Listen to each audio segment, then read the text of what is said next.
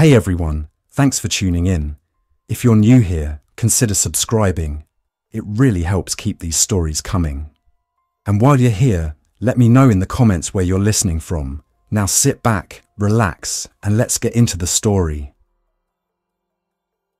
I did not plan for the day the world changed, to begin with a weather sounding and a quiet checklist.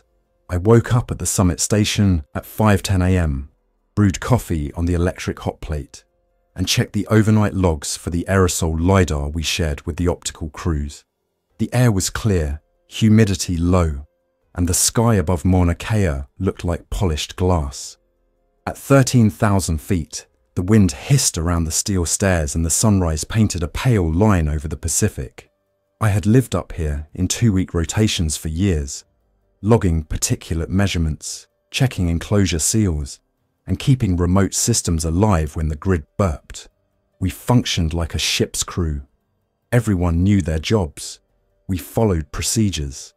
That was before the radio voices went thin and the news stream started repeating the same emergency notice in a calm voice that did not match the words.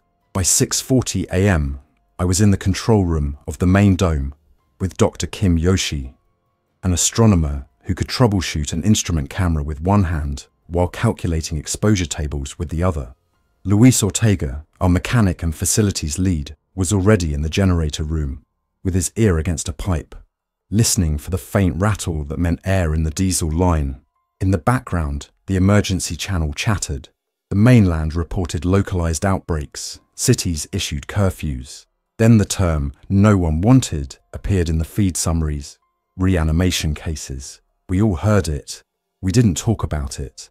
The word sat in the room like an uninvited guest.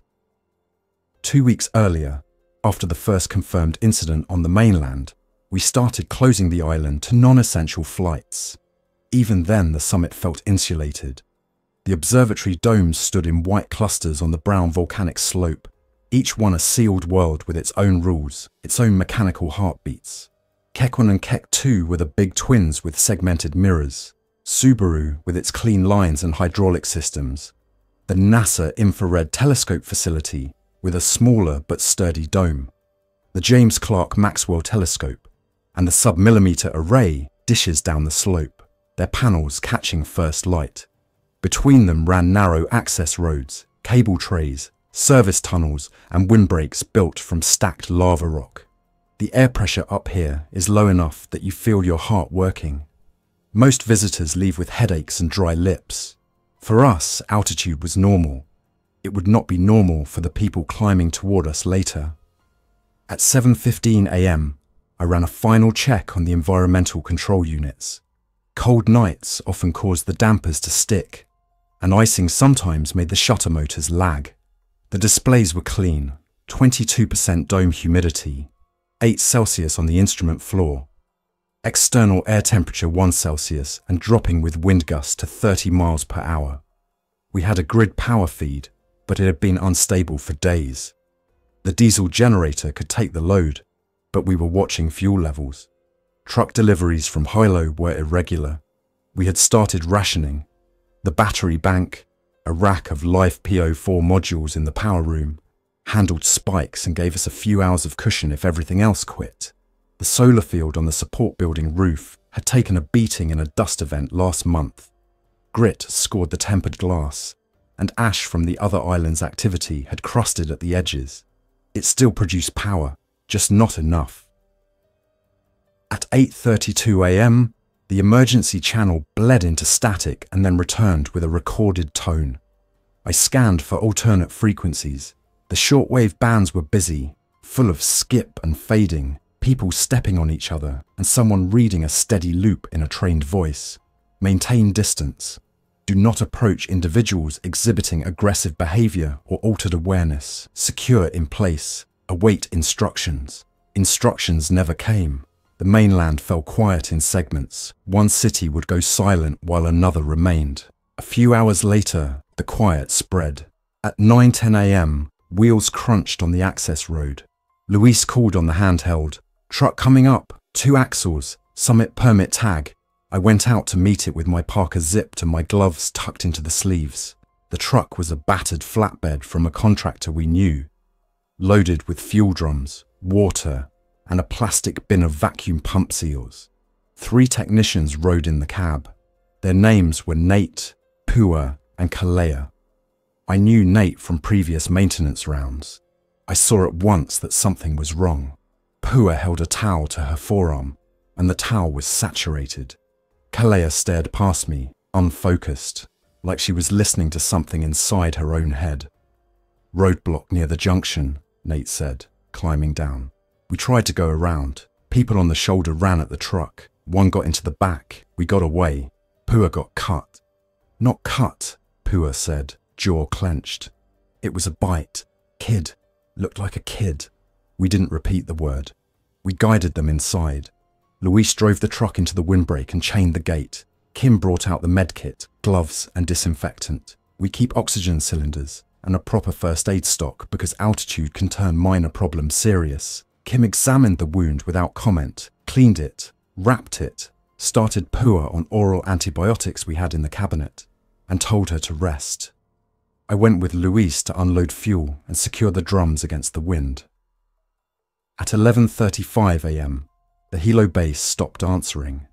Their repeater pinged, but no one responded. The emergency beacon we kept for the summit and the lower Onizuka Center at 9,200 feet, Halepohaku, the mid-level facility, showed green lights and no voice. Past noon, the wind shifted, and with it the radio conditions. We could hear distant voices out of sequence with the static, like listening to echoes in a pipe. Someone said the highway was blocked. Someone else said the airport closed with planes idling on the taxiways. A Coast Guard voice asked anyone with clear water and fuel to hold position and not attempt to evacuate in small craft. Then that channel ended, as if cut. Before sunset, we sealed the main doors to the dome. We set the access road's lower cable gate to lock manual mode and closed the chain on the upper gate. The plan formed faster than any meeting agenda. Ration fuel, ration food, restrict movement between buildings unless necessary, keep radio watch, run the generator only for essential loads, and isolate anyone with symptoms. It was brisk and mechanical, the way procedures take over when the alternative is panic. The altitude helped, the cold air and the controlled interior spaces kept minds on jobs.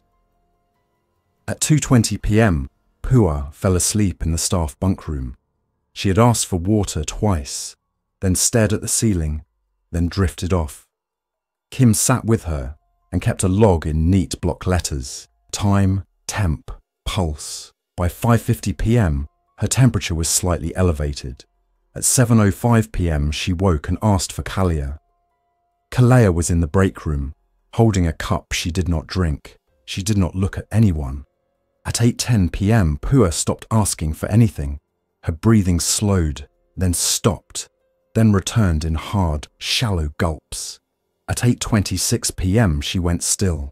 Kim checked for a pulse and shook her head once. We stood there and listened to the generator run and the wind against the dome. I had not seen reanimation. I had only read descriptions stripped of detail by people careful about their words. We decided to wait with the door closed and watch. At 8:44 p.m, the body took a breath it should not have taken. Kim's pen skated off the page. Pua sat up like a person waking from a deep sleep, except her face did not match her movement. Her eyes were not tracking. Her jaw moved as if testing an old hinge. She brought her hands up and pulled the blanket aside with a motion that was not coordinated, but was stronger than it should have been. She looked at us or through us and reached. Kim said her name once. It had no effect. We backed into the hallway. I did not want to use any weapon on site. We had tools, pry bars, a fire axe, an air hammer, bolt cutters, a non-lethal launcher we'd once used for dogs near equipment, and CO2 extinguishers. Luis grabbed the extinguisher, and I grabbed the door handle. When Pua reached the threshold, he discharged the gas. The white blast filled the room and drove her back. We pulled the door closed and set the bar through the brackets. The hardware was meant for emergencies like fire, not for this, but steel is steel. We moved back and waited for the rattle of the handle. It came at once. There was no sense to it except constant pressure. No words, no understanding. At 9:12 p.m, Kalea left the break room unnoticed. When we realized she was gone, Louise checked the security monitor. A camera on the west stair caught her shoulder and hair as she slipped through the emergency exit into the wind. By the time we reached the outer deck, she was gone from the field of view. We scanned with headlamps. The light hit dust and rails and nothing else. In thin air, even a short run feels like a long climb. We did not see her again. We held the hallway until after midnight.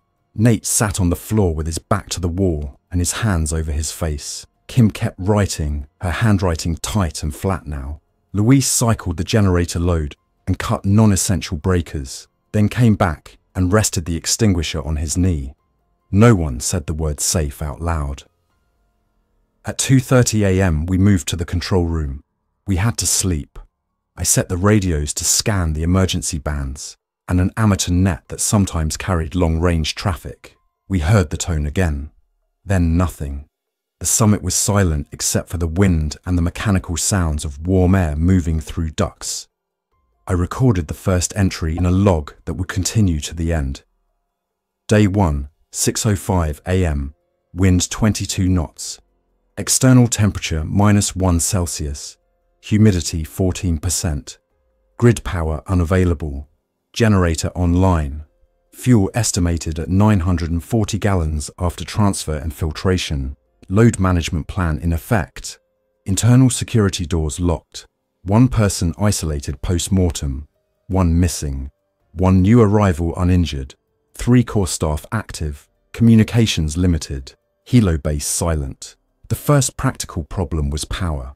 Without stable power, instrument coolers would warm, drives would lose safe positions, heaters would fail, and the dome shutters might freeze in place. We could let the science go. Survival took priority. But we still needed lights, heat in key rooms, water pumps, and comms. The diesel generator could deliver 60 kilowatts peak, but at a reasonable continuous load of 40%, it would burn about 3 gallons an hour. With our fuel, that equated to roughly 12 days if we were careless, 20 days if careful, maybe a month if we were strict and used the battery bank and solar to shave peaks. We made a schedule. Run the generator for 4 hours in the morning for heating, pumps, and charging batteries. Off for 3 hours midday to lean on solar and batteries. On again late afternoon. Off overnight with a minimum heat setting in the occupied rooms and emergency lights only. We broke the loads into zones and wrote the plan on the whiteboard. We reduced water use. At the summit, potable water is often trucked up. We had stainless tanks with level sensors. The roof catch system wasn't efficient in this dry air, but when fog gathered, it condensed and gave us some. We had 2 UV sterilizers in series, each with quartz sleeves and low-pressure mercury lamps. Pre-filters took out sediment and any wind-blown grit. I checked the lamps. One was past its rated hours. I found a replacement in the maintenance bin and swapped it, wearing gloves to keep skin oils off the quartz. Kim labelled the filters with dates. We set a daily consumption limit for each person and a separate reserve for emergencies.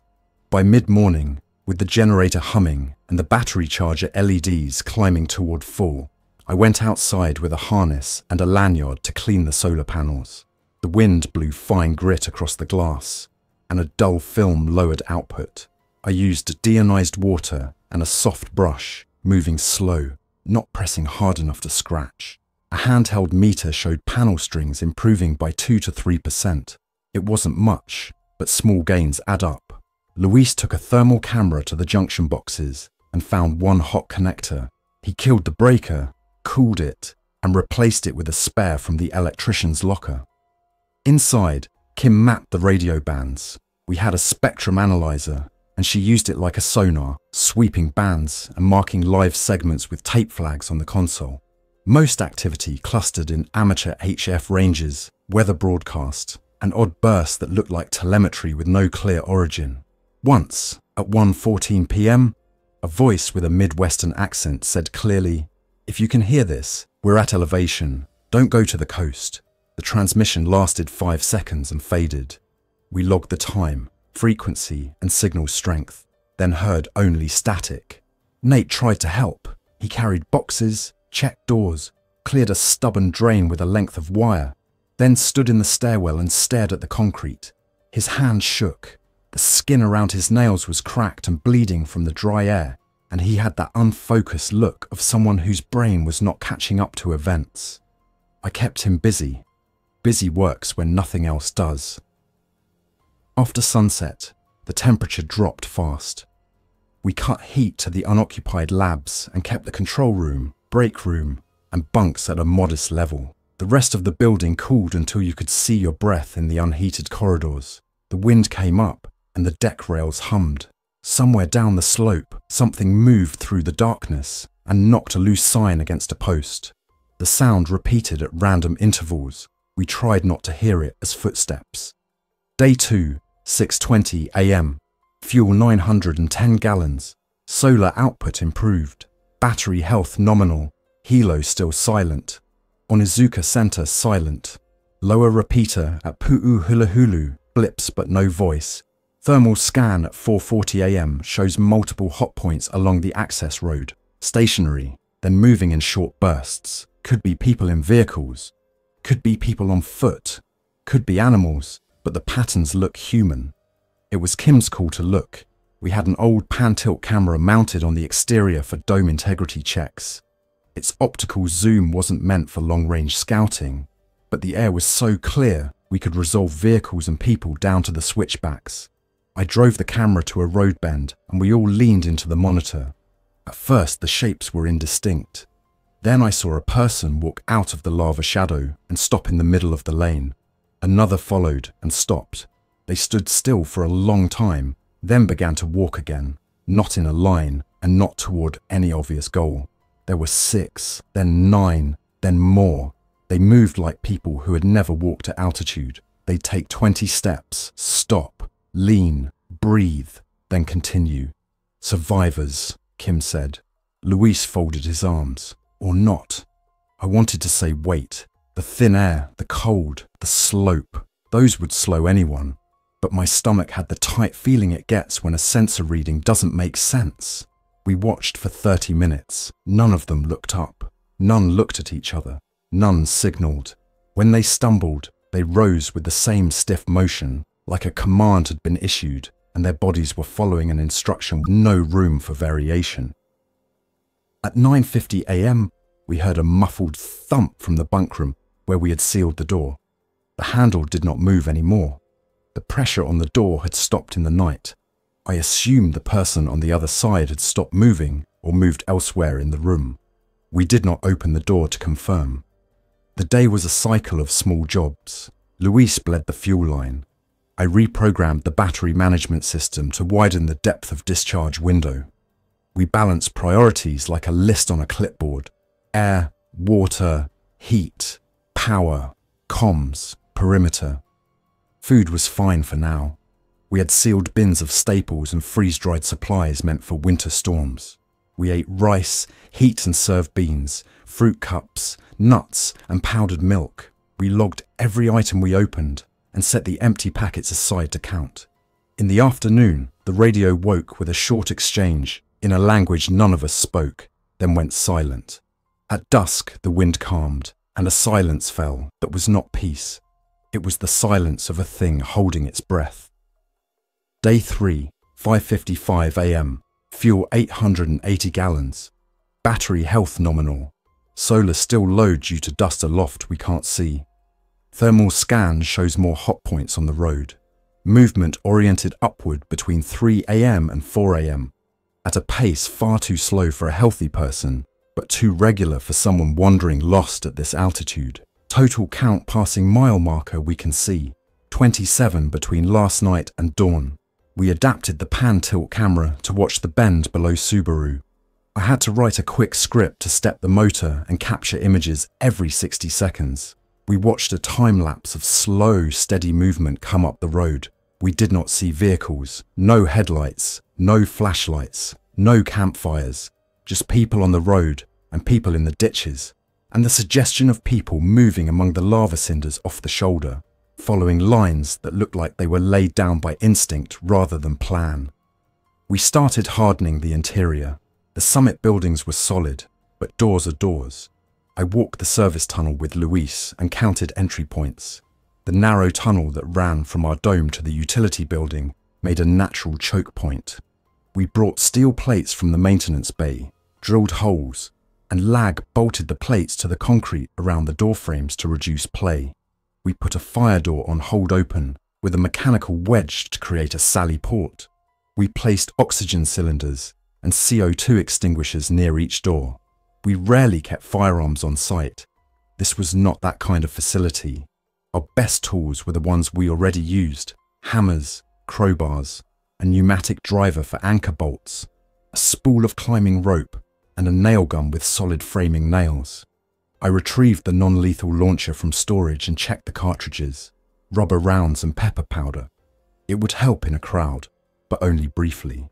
That night we had our first visitor at the very top. We heard the outer stairs creak and the wind shift around a body. We turned off interior lights and moved to the control room window that faced the deck.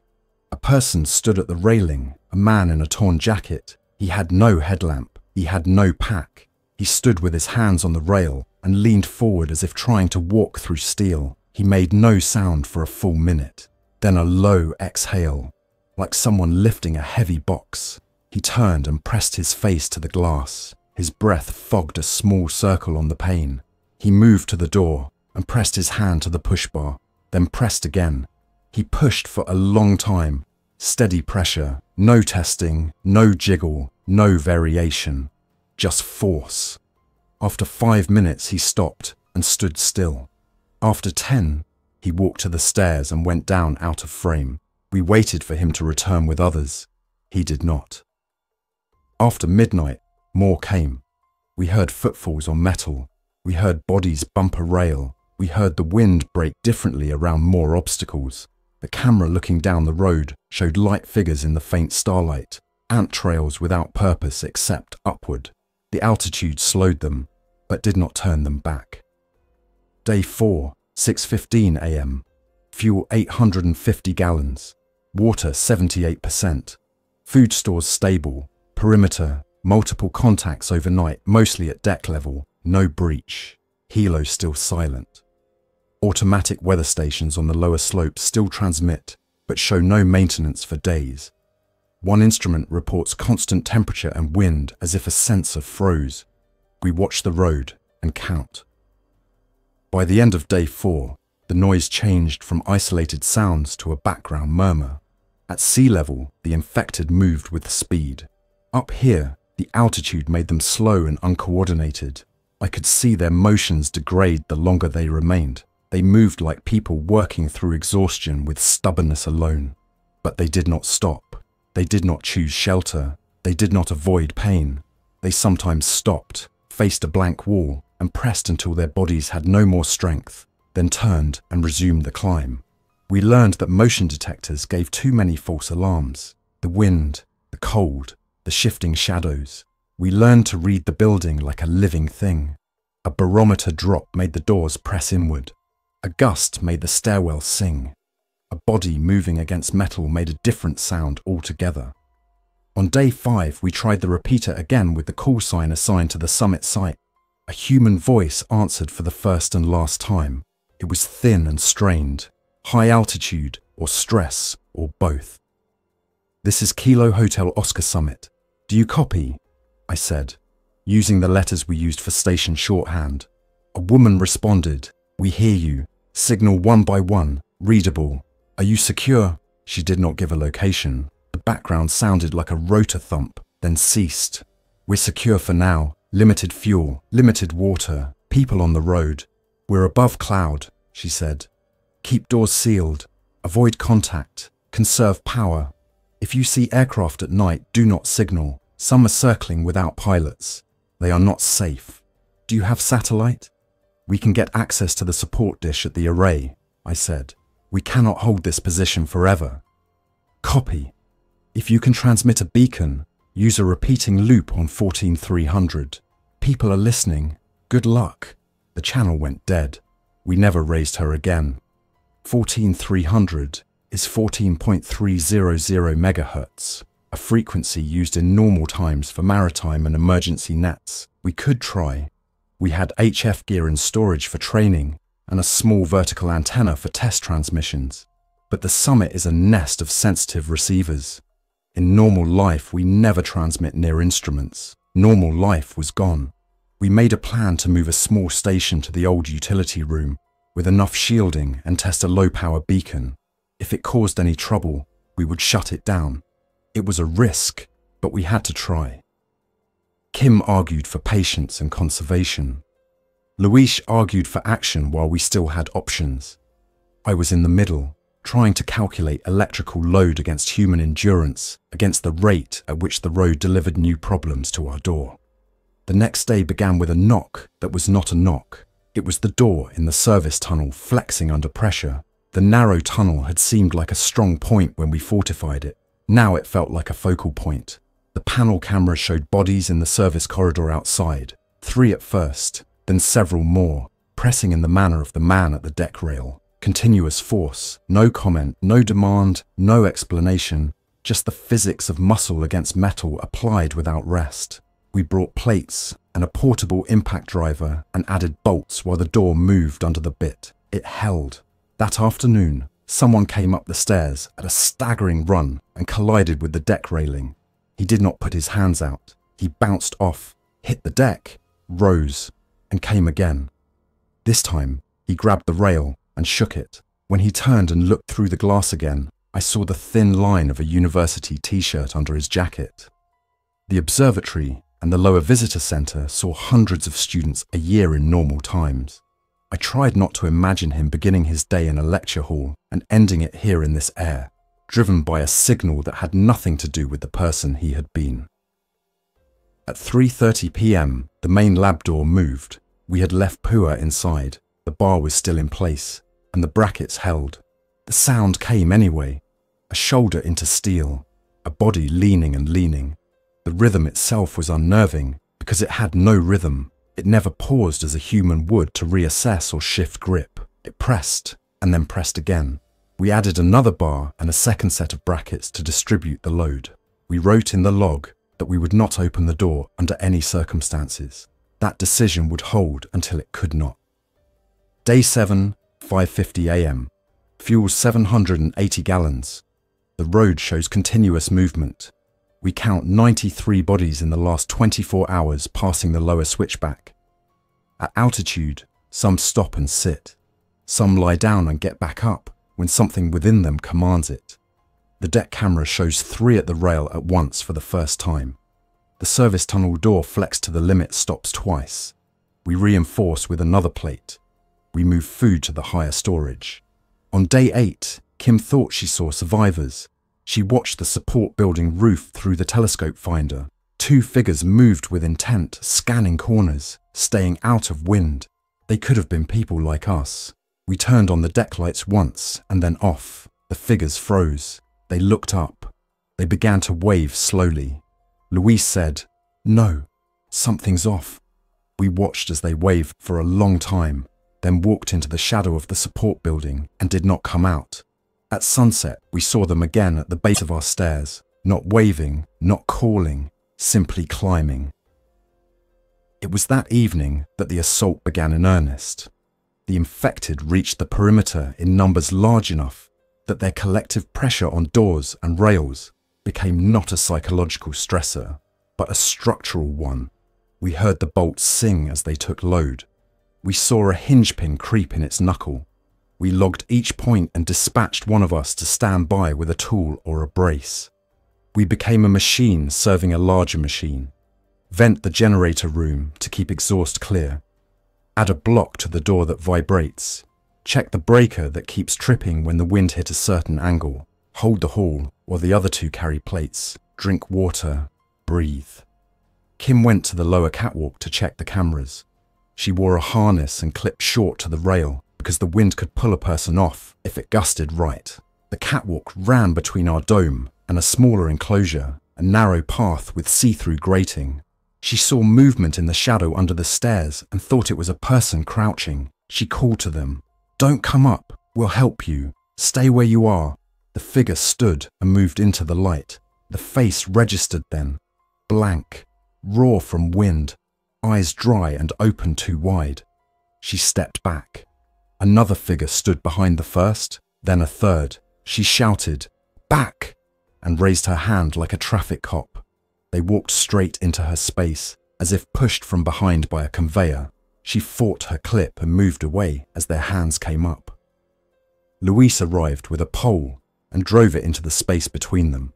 The single best use of leverage we had all week. Kim slammed the door between the catwalk and the inner stair and set the bar. A hand reached through the bars and worked at the air, opening and closing like a person trying absent-mindedly to pick up a small object on a table. We stood and watched that hand until the arm withdrew and sagged. At 9:20 p.m, the service tunnel door bulged at the latch side. I heard the screws tear at concrete in a grinding noise that does not belong in any building. We decided to use compressed oxygen cylinders as dead men. We rolled 3 tall cylinders against the door, tipped them gently to wedge, and lashed them with climbing webbing to the stair rail. The pressure on the door translated into compressive load against the cylinders and into the rail. It held. Every hour we shifted load points. The door became the center of our world. Kim kept up radio watch. She charted signals like stars. At 1:30 a.m, a burst of digital noise came on. Then a voice we did not know said, "If anyone is at altitude, prepare for cold. The front line is moving." Then the voice named towns we recognized, and a few we did not. Then silence. At 3 a.m, the infected pressed in a coordinated way without coordination. It looked like cohesion, but it was only numbers. The door shifted 1/4 of an inch, then a half, then stopped against the cylinders. The top hinge began to bend. We did math in our heads about sheet steel thickness and bolt tensile strength in that half-sleep engineers get under stress. We rotated cylinders. We added another plate. Luis wedged a floor jack between the door and the opposing wall and pumped until the frame returned square. He set the release, and the jack held like a column.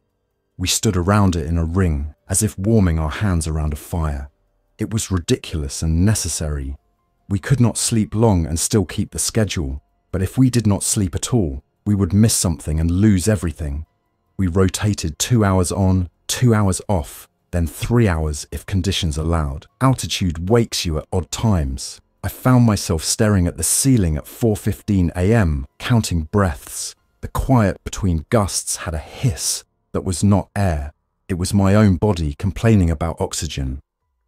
Day 9, 7:05 a.m. Fuel 720 gallons. We are burning too fast. We need to restore more solar and cut loads further. We reduce heat a degree and cut lights to bare minimum. Kim argues we can shut down the instrument coolers entirely and let them warm. No one will care about a sensor cooldown after this. She's right. We power down one entire bank. That buys us hours across a day, days across a week. That morning, Kim came to the control room and put her hand on my shoulder.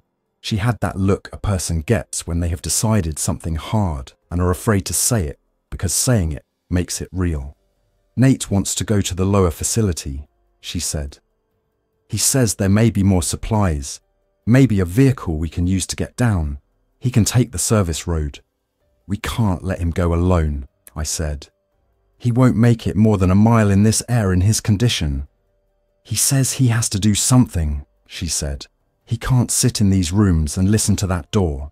He said I should talk you into letting him go, as if I can talk you into anything." We stood together and watched the deck camera. The road below moved with slow shapes like a tide. The infected paused often, then resumed. They moved up more than they moved laterally. They did not seem to recede. "We can't go down," I said. "There's nothing below for us now. If there was a lower secure position, they'd be here, and we'd have heard them on the radio. The safest place for us is still up here." "I know," she said, looking at the whiteboard where we had written numbers and drawn arrows. "Tell him." I told him. He nodded as if I had confirmed a fact he already knew. He went to the break room, and looked at the door for a long time, then returned and said he would stay and help with the beacon. It wasn't a solution. It was something to do with hands and brain. We began the beacon plan that afternoon. The sub-millimeter array's support building had a small dish used for engineering telemetry in normal times. We had no guarantee it would talk to anything now, but it had a clear line of sight to the sky we wanted. The SMA site was a short walk along the summit road, exposed, with shallow cuts through the cinder. The wind could cut you in half out there if you didn't layer and seal your cuffs. The infected had been spotted near those buildings, but mostly at ground level, around railings and doors. We would need to move fast and stay above ground where possible. I went with Luis. We took harnesses, a coil of rope, a crowbar, a CO2 extinguisher, a radio service toolkit we had put together from several smaller kits, and a Pelican case with the transmitter we had tuned earlier. Kim stayed on radio watch and the cameras. If we got in, we would use the building's remaining power to run the dish and feed the beacon. If the building had no power, we would run cable from a small portable inverter tied to our battery pack. The walk to the array felt like crossing a wide street with no lanes, while watching every window for movement. The air was bright and so clear my eyes ached. We moved from one windbreak to the next. Twice we heard a body scrape rock and saw a figure rise in the middle distance and begin to walk in our direction, with that slow, deliberate pace altitude makes in the infected. We were faster than they were because we knew how to breathe up here. Even so, by the time we reached the SMA support building, my head throbbed and my hands felt rubbery. The door was locked, but the window next to it had broken at some point. Wind, pressure, a body. We used the crowbar to move shards from the frame and stepped through slowly. Inside smelled like machine oil and old wiring. The emergency lights burned a dull orange from a battery pack that still had life. We moved through halls lined with equipment racks, turned one corner and found a man on the floor near a server cabinet, covered in dust. He did not move. He wore an access badge on a lanyard. We watched for a breath. There was none. We moved on. I noted the badge for the card reader by habit, then remembered the door had already been forced, and we had stepped through glass like water. In the control room, we found the switch for the disk drive. No indicator lights. We checked the power panels. The building had a small generator and its own day tank. The fuel level read low, but not dry. Luis checked the fuel line and found an air bubble in the clear section before the pump. He bled the line, primed the pump, and started the generator. It coughed, shook, and caught. Indicator lights came up. The dish moved a degree, then two, as the system booted and found its home. I connected the transmitter to the patch panel, bypassing the routing system that expected a network that no longer existed. I fed a recorded loop on a simple timer. A calm, clear voice repeating our location, altitude, the basic condition, and the fact that we had water and limited power and could shelter others if they arrived and were not affected. I left out details anyone could use to exploit us. It didn't matter now. The infected did not respond to bribes or negotiation. The only people this message would reach were people like us. Kim came on the handheld. "I have movement in your sector," she said. 2 at the east fence line, 1 at the corner by the loading dock, slow. "You have minutes, not seconds." "We see them," I said, which was partly true. I saw 1 at the fence and felt the others like pressure on the building. We cut our hands on metal and got the last connector seated. The loop played. The dish moved to the preset we hoped would point at a geostationary slot that might still carry life. We had no guarantee anyone would be listening, but at least we were speaking. "Beacon is on," I said. "We're coming back." Leaving felt like stepping off a safe ledge into an elevator shaft and trusting the cable. We slid out the broken window. The wind took our breath and pushed us into the harsh light. The figure at the fence turned its head in a slow arc and then resumed its walk toward the door we had exited. I have not run that fast at altitude since the first week I worked here. My vision tunneled, and only the knowledge of where each drain grate rested in the asphalt, where the paved edge met cinder, kept me upright. Luis moved beside me, one hand on the crowbar. The infected at this altitude were slow but persistent. Distance was our friend. We made it to the windbreak near our building and collapsed behind it, listening for footsteps and hearing only wind. We waited until our breath slowed and then moved inside and barred the door. Our loop played in the background of everything after that, a slow pulse of hope. "If anyone can hear this," the voice said, and then the facts. We set one of the HF receivers to 14.300 megahertz and lowered the volume so it wouldn't dominate our minds. Twice in the next 12 hours, we heard a carrier beat that might have been a reply. We did not hear words. Day 10, 6:30 a.m. Fuel 690 gallons. Generator hours carefully rationed. We may stretch to 25 days if nothing fails, and if we get clear sun. Door loads continue. Service tunnel is main focus. Deck activity lower due to wind. Kim on radio watch, Luis on mechanical. I rotate between power, comms, and perimeter. That afternoon, Kim found a thermal signature near the lower cable gate that looked different. It was not a human body moving. It was a cluster of small, high-temperature points, concentrated and then spreading like spilled beads. We watched for visible confirmation and saw nothing. The camera caught a shimmer like heat above blacktop. "What is that?" she asked. The answer arrived at sunset. A vehicle at the lower level had burned, and embers had glowed through the day under ash, creeping with the wind and guttering in cinder pockets. They looked like stars on the ground in the thermal. It reminded me how much we were missing without scent. Our sealed world removed the smells of oil and hot metal and ozone and replaced them with the processed air of ducks. That night, we tried lights at the deck to see if they would draw or deter. The infected reacted, but not by looking into the light. They oriented towards shadows the lights created and pressed there harder, as if the contrast gave them a template to push into. We turned lights off again and used only small red task lights inside. 2 hours after midnight, the main lab door moved in a new way. It wasn't pressure, it was vibration. Something on the other side hit the door quickly, repeatedly, not with intelligence, but with a rate that suggested a tool. We could not bring ourselves to think of Pua using anything. We did not open the door to look. We added a third bar and a second jack. The door held. Day 12, 6:50 a.m.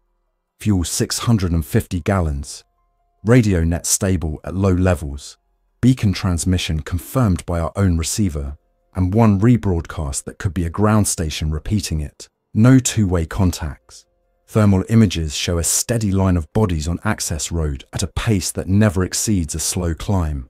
Weather, dry. Temperature dropping below freezing after sunset. Cloud deck below reflects light from unseen sources in the valleys at night.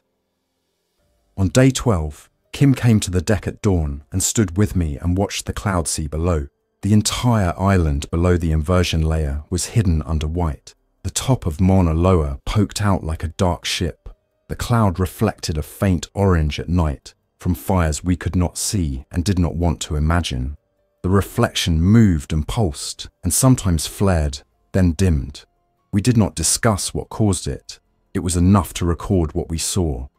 We heard music that morning on a distant channel played by someone whose sense of normal did not match what we experienced. It spilled into the band between weather summaries and emergency repeats. A tinny song distorted by ionospheric skip. It lasted for 30 seconds and then stopped as if a hand removed a battery. The absence of it was almost as loud. By day 13, the infected reached a point of mass on our deck that threatened our outer doors. We had to shift to the interior tunnel and abandon the outer deck entirely. That meant pulling the cameras offline and relying on sound and the plate door to warn us. It contracted our world to a smaller space, which makes minds go odd. We wrote tasks on the board in tiny detail to fight that.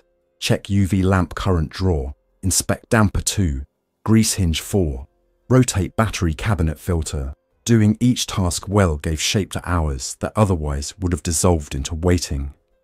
Kim kept talking about survivors. She believed that some would hear the beacon and find their way. She said she would accept one person, any person, and make a case for opening just once.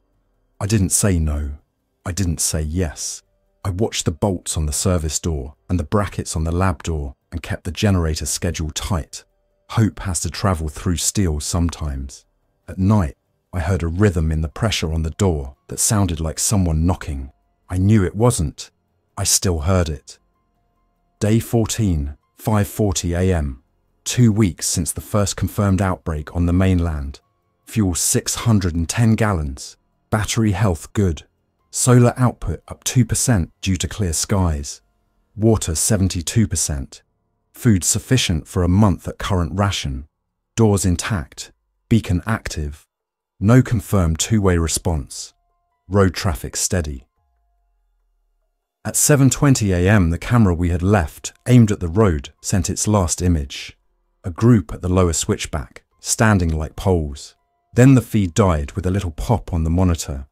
I went outside with Luis to check the cable run and found it chewed where it crossed a metal lip, not by animals. The motion of the cable in wind had abraded it. We could fix it later if the deck was clear. The deck was not clear. 4 bodies stood at the rail and turned their heads slowly as if tracking our motion through the wall. We went back inside. At 10:30 a.m., someone came to our door and knocked like a person. Not a press, not a shoulder, a knock, 3 light taps. Kim stood with her hand on the bar. "Do not open," I said. "We have to check," she said. "We can check through the upper viewport," I said, "but do not remove this bar." She climbed the ladder to the small maintenance viewport and peered into the service tunnel.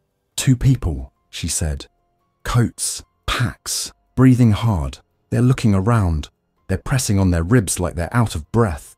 The look in their eyes, it's alert. "Describe their hands," I said, sudden and sharp, because there is a difference you can see in hands even at a glance.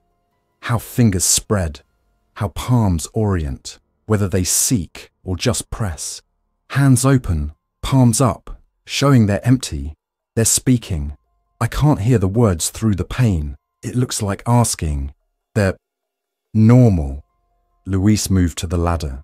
He took one quick look and climbed down. "We can't open," he said, voice tight.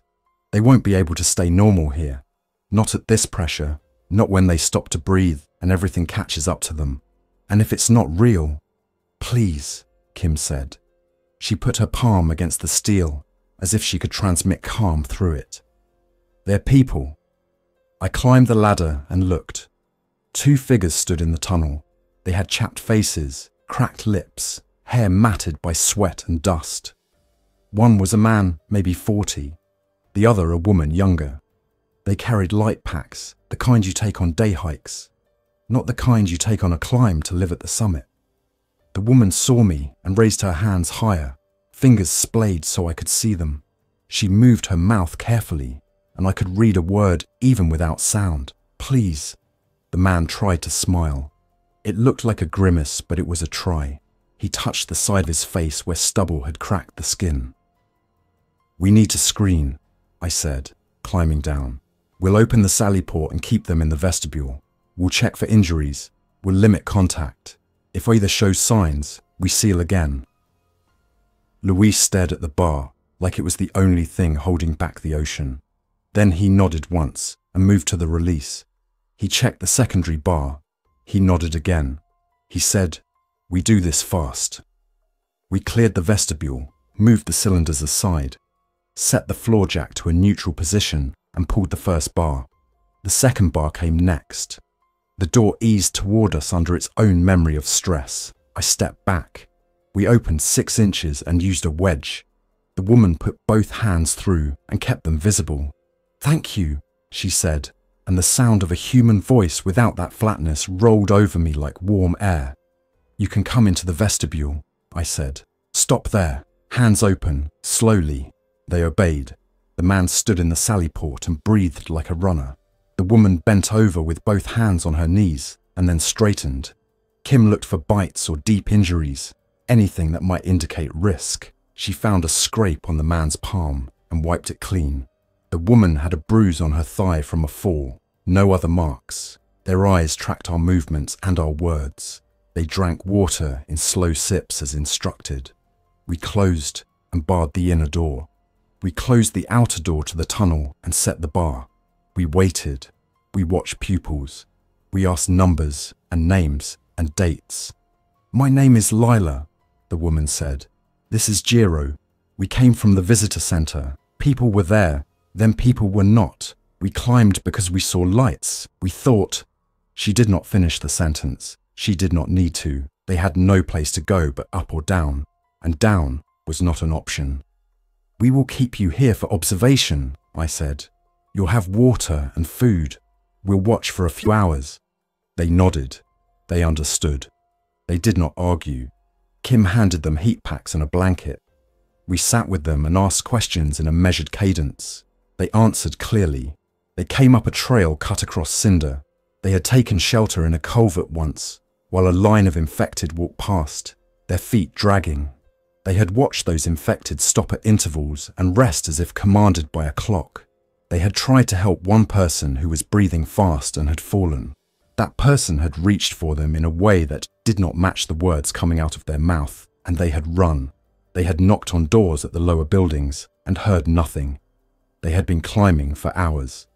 After 2 hours of observation, no signs. Kim argued to open. Luis closed his eyes and rubbed his forehead, and then nodded.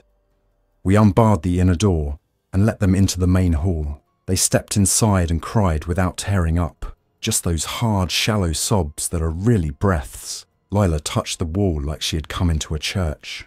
For a time, hope ran the board. We gave them small jobs. Jiro checked panel seals under my instruction. Lila sat radio watch with Kim and learned the band plan. Luis showed Jiro the generator rhythm. We all pretended the world had not narrowed to a steel door and a finite number on a fuel gauge. It held until evening. At 6:10 p.m, a cluster hit the lab door hard enough to move the jack. It creaked down 2 clicks and leaned. The slap of bodies against metal and the high grating of steel on steel ate everything else. We shifted the jack and pumped until it was true again. Then came the stairwell. A pressure wave ran up the steps like a physical thing, bumping the door in the utility landing. The hinge screws we had added tore small crescents in the concrete. We saw dust drift from the frame, each grain its own detail and its own problem. We pushed another cylinder into place and set a counter wedge. That held. Then the service door returned to its groan and shudder. The building became an instrument with 2 notes, pressure and relief. Kim went to the deck viewport to check the outer world. She made a sound that brought all of us. 2 people stood at the stairs in the glow of the sky below, hands up, palms out. They wore lab coats under parkas. Nobody wore lab coats up here because of the wind, but people who lived in labs often carried identity with them into mistakes. They waved. The waving went on too long. Then it stopped abruptly. They walked in unison to the rail and pressed their hands to the glass. Kim stepped back with a motion I had seen her use exactly once, when an instrument mount swung unexpectedly. "It's a test," she said in a voice without tremor. "Do not respond." We did not. At 9 p.m, the lab door changed tone. Not the main lab where Pua lay, the other lab, the one with a smaller enclosure and no one inside. It groaned under weight from the outside as if our building itself had become a target, not because of smell or sound, but because of a signal of light and heat, and the basic shape of a structure. The infected focused on corners and edges, places where we could not add more steel without cutting into concrete. We began to lose shear bolts faster than we could replace them. We rationed bolts like food. At 11:30 p.m, Kim went to the radio, pressed the transmit key, and spoke. "If anyone can hear this, we are at the summit observatory above 13,000 feet. The air is thin. We are secure for now. We can shelter a few. Do not approach if you are not well. We cannot treat you. Conserve your strength. If you see the cloud deck below, stay above it. If you can reach the array building, look for a small dish on the east side. There is a message. Keep moving." Her voice on the speaker sounded like a person we knew and a stranger both. She let the key up. For a quiet half minute, there was only the dryer exhaust in the next room. A soft, constant machine breath. Then the speaker came alive with a carrier and a man's voice. "We hear you. We're on the saddle road. We'll come up." "Stay where you are," she said fast. "Do not attempt the summit unless you are already at altitude. The air is thin. You will not make it if you're not acclimated." Silence. Then another voice that was not the first said, "We're coming." We never saw them arrive. Day 15, 6 a.m. Fuel 570 gallons. Door integrity low. Brackets holding. Jack at 70% of travel. Moving the array dish last night to adjust skew cost power. Solar forecast good. Water 70%. New arrivals adjusted. Lila and Jiro stable. We could not hold this pattern for another week. The pressure on the doors was an equation moving in one direction. Our fuel curve pointed to a point labelled end. The beacon continued. The log continued. The sound of bodies against steel continued. The only lever left to pull was relocation. We discussed options. The SMA support building had a clearer line of sight and fewer doors. It was also more exposed. The VLBA antenna farther up had a secure equipment room built like a bunker to isolate vibration. It had good walls and a single door. It also had no kitchen, no bunks, and no water plumbing. We could carry what we needed in 2 trips if we stripped to essentials. The line between a good decision and a bad one was time. At 1:10 p.m, the lab door with Pua behind it bent inward enough to crack the paint. We all stared at the cracked paint as if paint mattered, and in that moment it did. The paint was a gauge. Kim rested her hand on the steel. "I have to say her name," she said. "I'm sorry, Pua. I'm sorry we left you there." She closed her eyes, then opened them. "We can't let this door go. If it goes, we lose the interior, and then we're moving under pressure instead of on our own." That decided us. We would move to the array at last light, when the infected slowed further with cold. We would carry the radio, the laptop with the loop, the battery pack, a small inverter, water bladders, food, tools, and the non-lethal launcher. We would leave a note in the control room for any survivors who made it in after we left, with simple instructions. Follow the coaxline toward the dishes. Look for the east side door. Knock and wait with hands visible. If infected made it in after we left, the note would not matter. We prepared all afternoon. Luis disconnected non-critical breakers and left only the ones we needed for light in the hallway we would use, and a final charge on the battery pack. Kim packed radios and a rolled-up map of the summit we had used for alignment drills. I inventoried tools in my head, and then again in the case. Jiro asked if he could carry more weight, and I said no. Your job is to carry yourself and this one cylinder.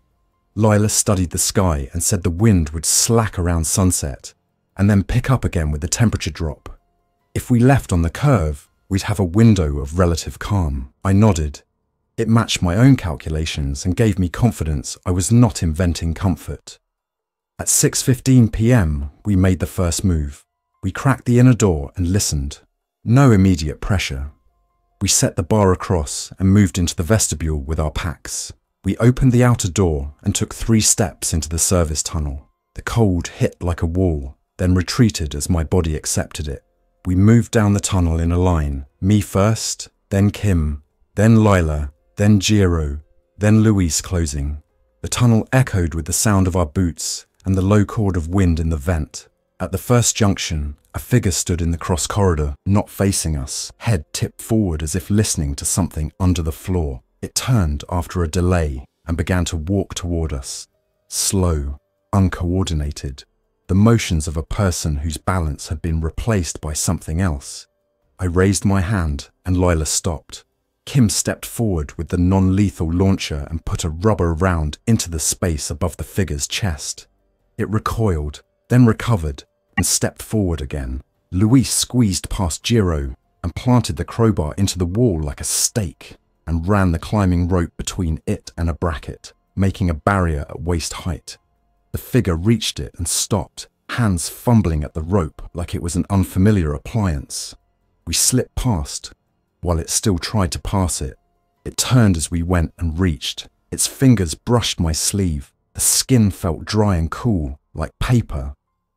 We made it to the outer door and into the open. The sky was deep blue, fading to black at the edge. The cloud deck below was already glowing faintly with the light of the world below. The wind had dropped as predicted. We moved from windbreak to windbreak. The infected on the deck turned their heads in unison, as if tracking a sound none of us heard, and began moving toward the noise of our steps on cinder. Their pace was slow. Their number was not. At the array building, we used the east side door and slid inside. The generator here was off. The emergency lights gave us the bare minimum to see the floor. We set our loads down and began to close and bar the door. Luis found a length of U-channel steel and bolted it across with a speed that would have made our civil engineer proud in another life. Jiro and Lila stood in the hall, breathing hard, eyes closed, pressing their hands against their ribs to help their lungs. I wanted to let them rest for 20 minutes. We did not have 20 minutes. Kim went to the control room and powered the dish controller with the portable inverter. It hummed like a household appliance in a quiet room, obscene in its normalcy. I connected the transmitter to the panel. Kim loaded the loop. The dish moved. The voice began its count again. If anyone can hear this, we are alive at 13,000 feet. The air is thin, but the dead still climb. We stayed still and listened. The walls made their own language around us. The building had a different voice than our dome. More steel, less concrete, more ducting, more empty spaces that resonated when the wind found them. I closed my eyes and pictured force diagrams and load paths and how a person leaning into a door changes it. I opened them when I heard the first shoulder hit. They came to this building too.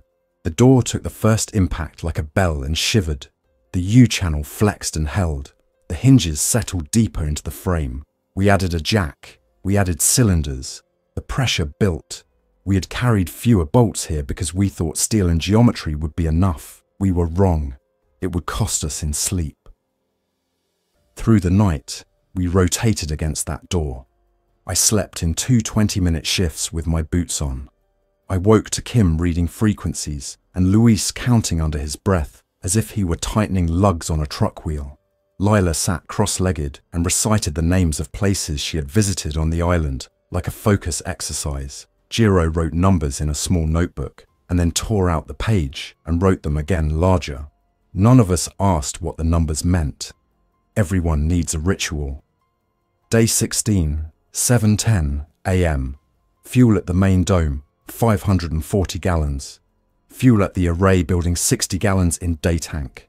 If we run both generators, we burn too fast. Plan: power the array building from the portable inverter except during dish moves. Charge inverter at the dome during generator windows. Move water in bladders at first light and last light only. Keep doors sealed in between. Watch road. Watch sky.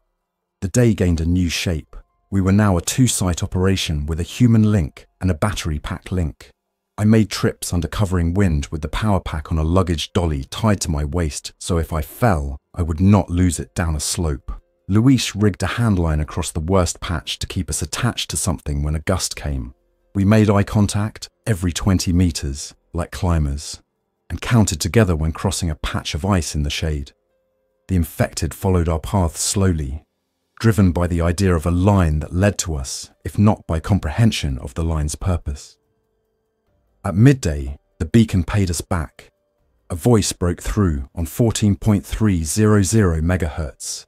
A woman with a clear channel and a patient cadence. Summit Station, we read your beacon. This is Sierra Hotel 2 on Maui, portable.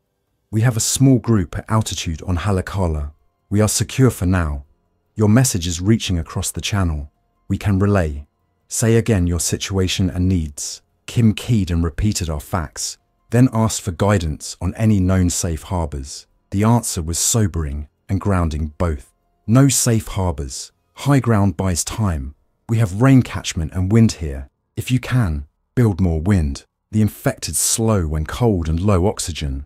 That is to your advantage. Stay high. Share nothing with vehicles on autopilot. They do not avoid people. We signed off with a promise to transmit at the top of the hour for 10 minutes each hour for the next 12. That gave structure to a shapeless condition.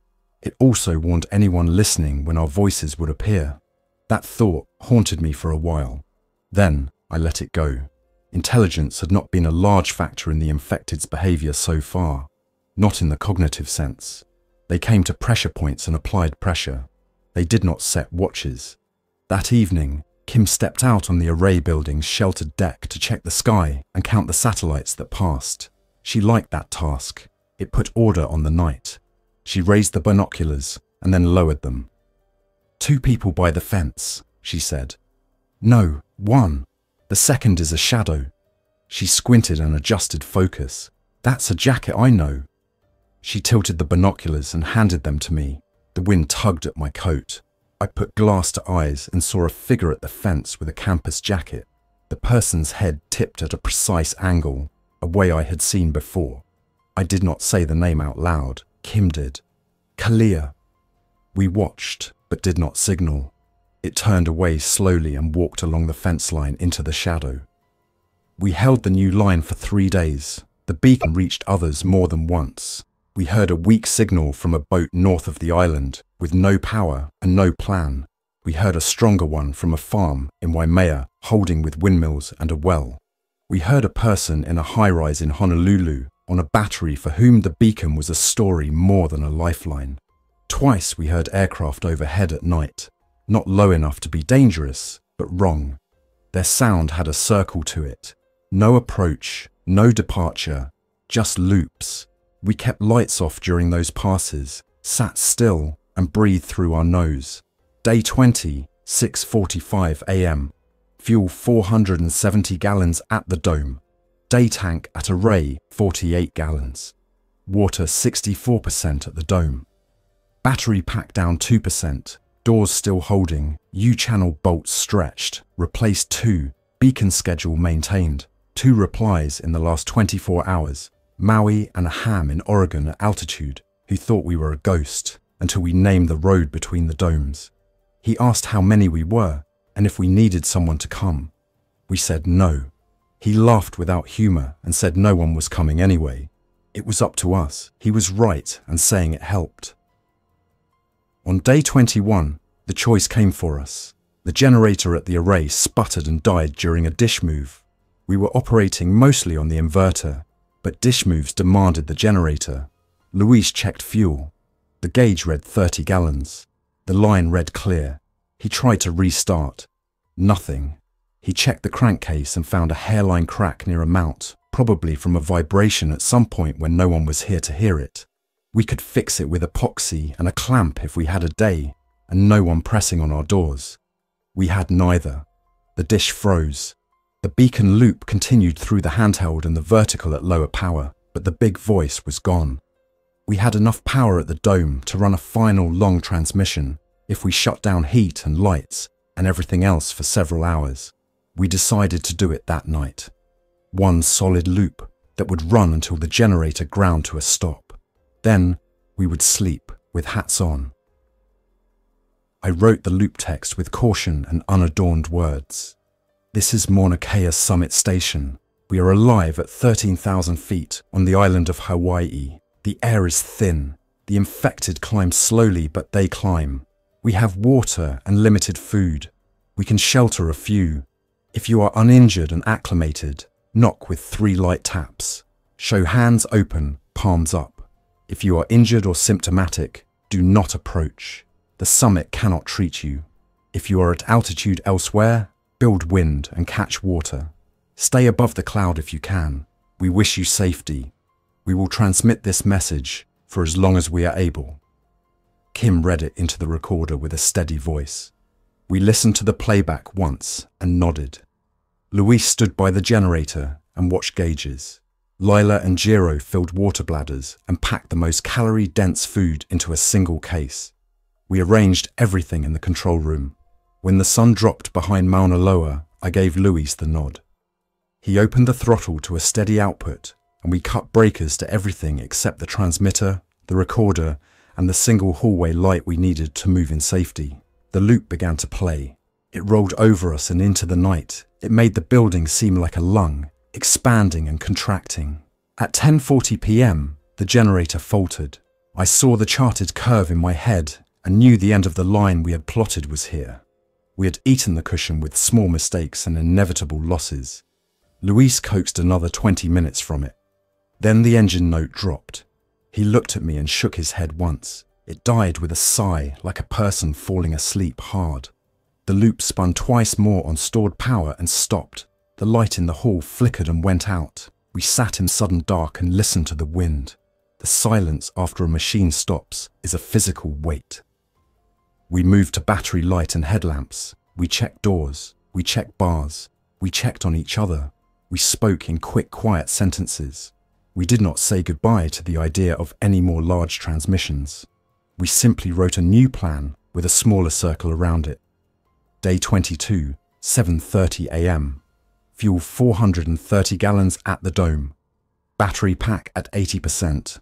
Radio on handheld and HF vertical only. Beacon reduced to short-range loop at the top of each hour. Doors intact. Pressure constant. The road shows fewer bodies now because those who could climb have climbed and those who could not are sitting in places where the cold holds them. That condition will reverse when the sun warms the stone. On day 23, Kim asked to go back to the deck to look through the telescope one more time. The dome was cold, but the instrument floor retained heat like a slab. We cracked the slit just enough to keep the mechanicals safe and not at all to show light outside. She calibrated the focus by hand. Outside, the cloud deck shone faintly with trapped light, a surface that hid everything and reflected everything back. She swung the tube over the Pacific and sought light where light should not be. She found 2 moving points and handed me the eyepiece. They were not ships. Their motion did not match sea. They were not satellites. Too slow and too low and moving in curves that made no sense for orbital mechanics. They were aircraft, distant, circling. Their paths overlapped and then separated like 2 insects exploring a ceiling. If there had been pilots, they would have called altitude and fuel and alternates. There were no calls on any frequency we could hear. The lights turned and receded and returned. I watched until the air made my eyes water. Kim closed the slit and sealed the dome. That night, I recorded a log entry, not for a report that would never be written, not for a debrief in a room with stale coffee and line graphs, but because if I did not put the day into words, it would become a shape without edges in my head. I wrote without flourish and without hope or despair. I wrote what happened, because that is my trade. Day 23, 11:55 p.m. We are at altitude. The sky is clear. The wind is steady. The doors hold. The generator at the array has failed. The main generator runs within plan. Fuel will last if nothing fails, and if we do not accept many more people. Lila and Jiro are stable and have learned the routine. The infected continue to climb and press. They are slow but relentless. The cloud deck below reflects the fires of a world we cannot reach. The beacon fell silent and then spoke again in smaller voice. We will continue. We will not open the lab door. We will not abandon these walls without a better one to go to. The next week became a loop of maintenance, watch, and rotating rest. We reinforced doors until we ran out of creative uses for steel. We moved the battery pack like a precious pet between buildings to feed the smaller systems that still made our lives possible. We rotated through the exercise of breathing deliberately to keep headaches dull instead of sharp. The infected did not stop. They did not organize into camps or gather wood or make plans. They pressed until their bodies ran out of chemical energy, then rested until something told them to rise. They produced a constant background, which we learned to subtract, as we once subtracted noise from a spectrum to find a signal. On day 29, small visitors arrived in the form of hunger and fatigue's tricks. I stood in the hallway and saw a person at the end who was not there. Kim heard a call sign repeat that had been silent for days. Luis broke a drill bit and stared at the broken end as if it were a verdict. Lila turned the label of a water bottle until the letters blurred and then focused again. Jiro counted the bolts in a plate and recounted and came up with a different number both times. Then he laughed at himself and wrote both numbers in his notebook with a line between them. We did not try to solve for the difference. We ate and slept and woke and checked doors. We reduced heat at night another degree. Our breath showed in the hall. We wore hats indoors and gloves fingerless enough to handle nuts and screws. The tower felt like a shelter in a prison. The radio kept us connected to a thin thread of distant voices. Maui stayed on air for us at the top of each hour for 3 minutes. We thanked them each time.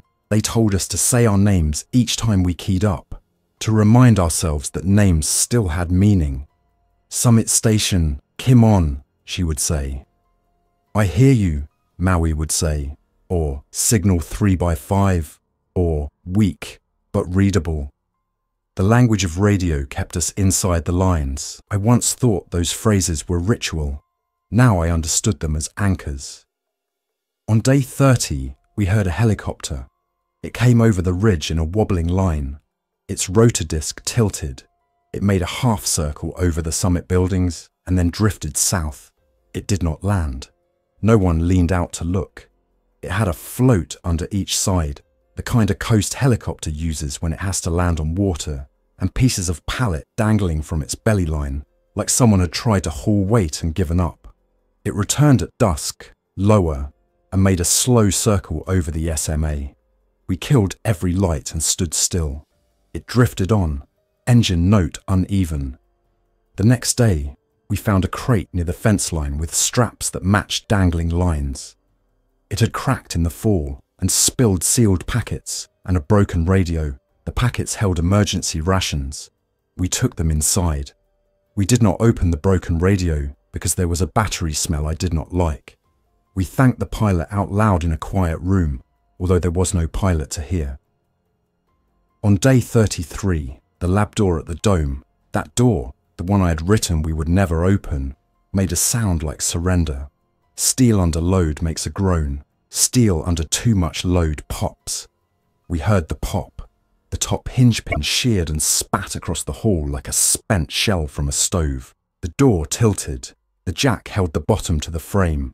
Something on the other side pressed with renewed energy when the door gave. We added the last cylinder and the last plate. It held. I wrote the plate's serial numbers in the log as if detail would keep it firm. On day 34, Lila woke with a cough. At altitude, cough can mean nothing or everything. We watched her. We counted breaths and checked oxygen saturation with a fingertip pulse oximeter. The reading was low for sea level, normal for here. The cough stopped by afternoon.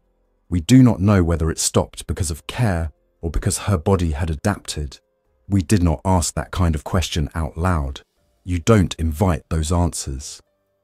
On day 35, the wind swung north, and with it the voices on HF changed character. We heard strong stations farther away. A voice from British Columbia spoke of snow and relative quiet.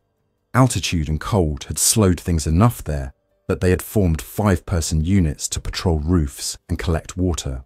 They spoke about the ethics of admitting people wounded but not yet changed. The person spoke like a teacher. Then the signal faded. On day 36, the sub-millimeter array's dish moved without power.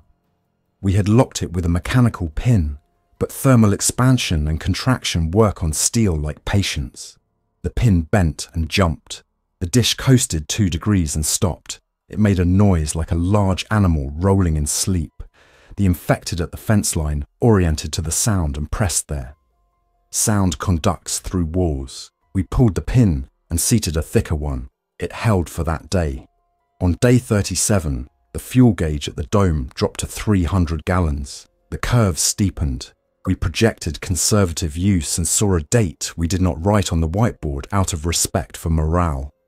We nonetheless knew it. I organised a hard inspection of every cable conduit and every unneeded device. We pulled plugs we had not pulled before.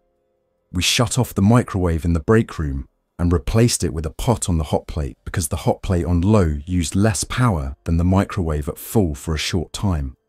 We shut off the coffee machine heater and boiled water instead. Small numbers add up.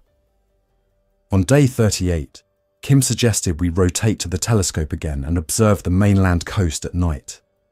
Not for science, she said, For navigation, if anyone is crossing, we might see them. We agreed and set up with the slit open a fraction and the controls in manual. The mainland horizon showed a faint smear of light. Through the optics, we saw what I had seen before magnified and made concrete. Aircraft at low altitude moving in ovals, at least 3.